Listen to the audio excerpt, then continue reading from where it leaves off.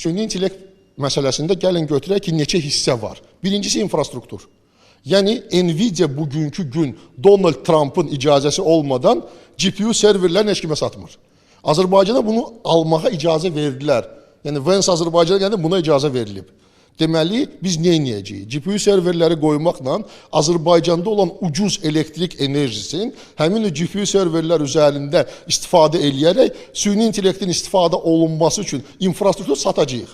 Əgər yəni biz bunu kiraya vermək istəsək və yaxud da özümüz üçün təhlükəsiz sistem yaradacağıq. İkinci məsələ bizim özümüzün və öz serverlərimizdə yerləşən süni intellektlərin yaradılması. Və biz bu süni intellekti niyə yaradırıq? Sual ondan ibarətdir. Və biz bunu harada istifadə eləmək istəyirik. Süni intellekt sistemini yaradan insanlar olmasa, o kömək eləməyəcək. Məsəl üçün də, kimsə səhv eləmək istəyirsə, süni intellekt ona da kömək eləyəcək.